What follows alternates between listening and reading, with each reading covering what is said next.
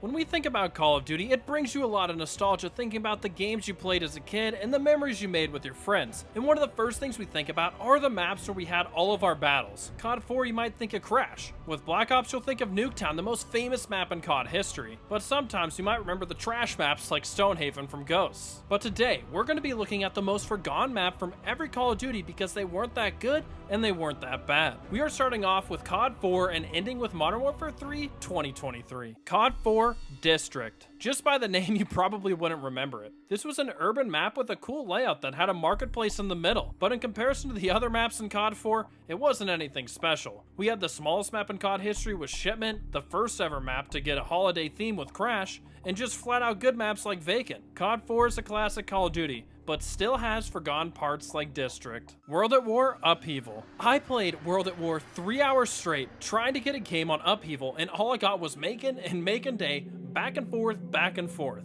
Then I tried one last time before uploading this video, and my first game was Upheaval. Funny how things work with World at War, also forgetting Upheaval existed. And it's a shame because it's a solid mid-sized map that plays exactly how you'd expect a COD map too. It's set in Germany in a rural area near a railroad track. It has a number of worn-torn two-story houses that most of the combat happens around. Like most maps on this list, it was never brought back, which helped lead to it fading into the background. And these videos take a lot of effort to make, so please like the video if you want me to make more. Modern Warfare 2? Karachi? Can any map from MW2 really be forgotten when every single launch map was remade in Modern Warfare 3 2023? And if you have noticed, I haven't picked any paid DLC maps. And that's because that would feel like cheating, as a lot of the community doesn't buy all of them, which makes them easily forgotten because they were never played by some. So, I just went with Karachi because it wasn't terrible like Derail, it wasn't great like High Rise, and it wasn't the 1v1 pit like Rust to settle arguments. And Karachi was a multi-leveled mid-sized map that was alright and never talked about after MW2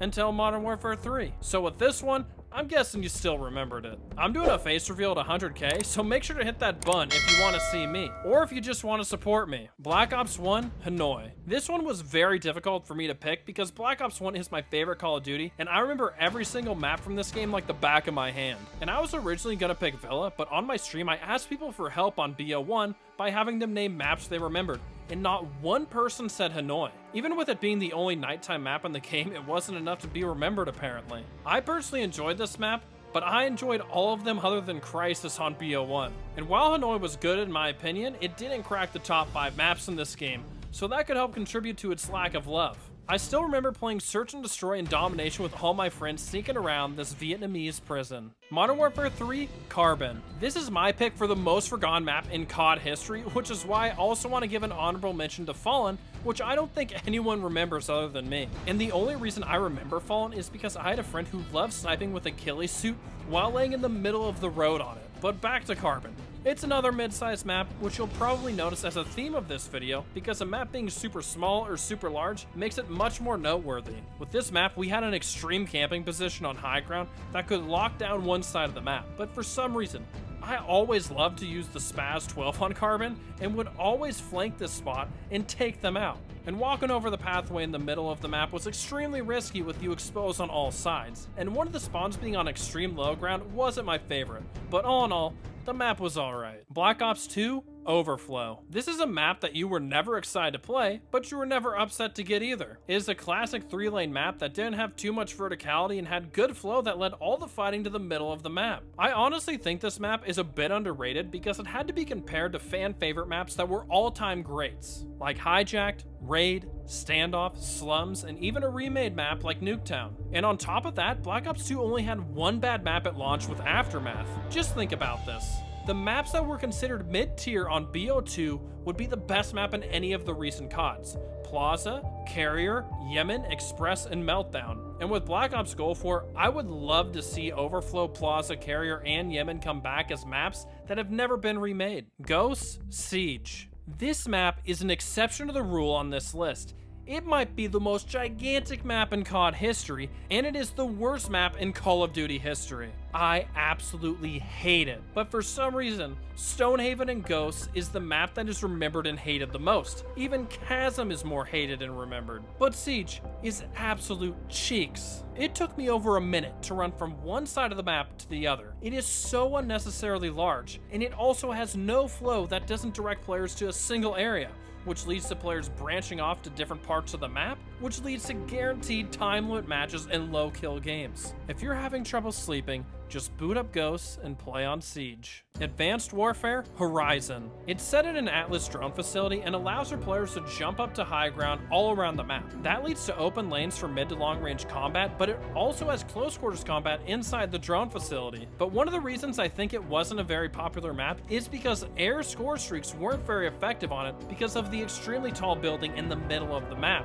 which blocked the vision of the streaks. So while it was a cool setting that supported any style of play, it wasn't quite what fans want in a map. Black Ops 3 Havoc. Similar to Black Ops 2, I think BO3 has some of the best launch maps in the entire series, with all of them other than maybe Exodus being at least decent, which makes it difficult to stand out. It's set in a North African desert and has a good mix of indoor and outdoor engagements that allows for score streaks to still be effective. And I absolutely loved playing Domination on Havoc with a great B flag placement. I always thought this was an above average map, but no one ever remembers it other than me. It also had water on the edge that you could swim in for no reason other than Black Ops 3 wanted to show itself off as the first Call of Duty you could swim in. Infinite Warfare Crusher. In a game that allowed them to set maps anywhere in space to create incredible settings, this one being set on Mars in a factory seemed much less interesting. It straight up just looked like you were in a desert, which compared to maps like Terminal being set on the moon with the Earth in the background, or Frost being one of Jupiter's icy moons where you can of course see Jupiter in the background.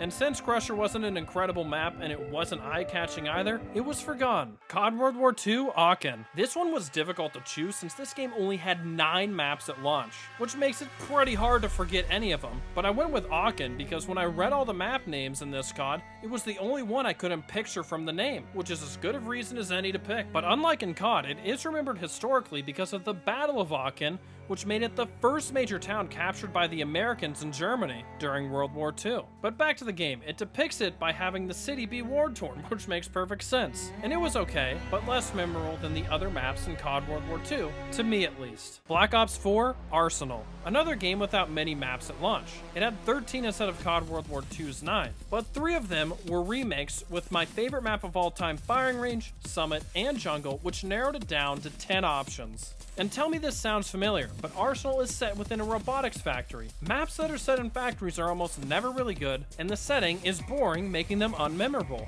But the only reason you might have a memory of it is because of its map variant, Arsenal Sandstorm, that was so awful because you couldn't see 1 foot in front of your face, which made it become promptly removed from the game. I did also consider picking Morocco from Black Ops 4, but it was a better map, and it also looked really nice. So let me know which one you think I should have picked. MW 2019 Sudal Harbor. Finally, I can pick some maps added after launch because they're all free, meaning everyone could have played them if they wanted to. This one was added in Season 5 Reloaded and was a surprisingly small map that was a remaster of Harbor from the very first Call of Duty, which most of you probably didn't know. And another fun fact is that the map is set in the fictional country Urzikstan, which is the location of Warzone 3's Battle Royale map. And overall, this one is just a bunch of smaller buildings with alleyways in between them, sitting next to the Black Sea. Cold War Deprogram.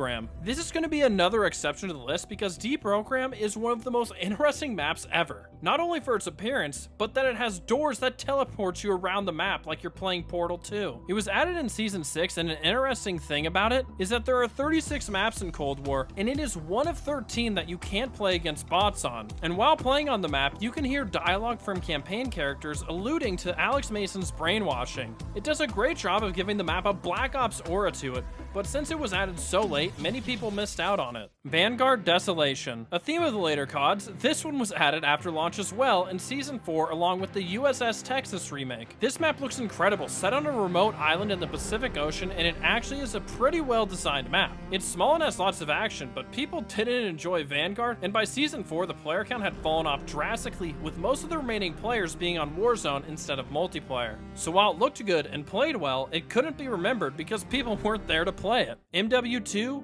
DRC Zone 1. I had never seen this map in my life until this video. As many of you know, I do not like this Call of Duty, and by Season 5, when this was added, I wasn't playing much Modern Warfare 2, but the funny thing is that I know every single map that was added in Season 6 of multiplayer, so clearly this map failed to leave a mark. But this one fits the mold of a boring setting by being in a research facility in an urban area. It's a small map, but when I played it, it still wasn't exciting like you expect smaller maps to have, like Shoot House, DOS House, Shipment, and Nuketown. I don't know, maybe one of you has a better explanation as to why this map just wasn't it. MW3, Greece. Alright, you probably remember every map in this game with all the launch ones being remasters from Modern Warfare 2, and then every post-launch map getting a 24/7 playlist for weeks after it's added. So I just picked one that hasn't been in ranked play at all to my knowledge, and it isn't a remaster, and would at least be nice to look at while I talked about it. One thing I don't like about it is the waterways that go through the whole thing for no reason, other than to show off that you can swim in the game. It's not like it's Black Ops 3 anymore,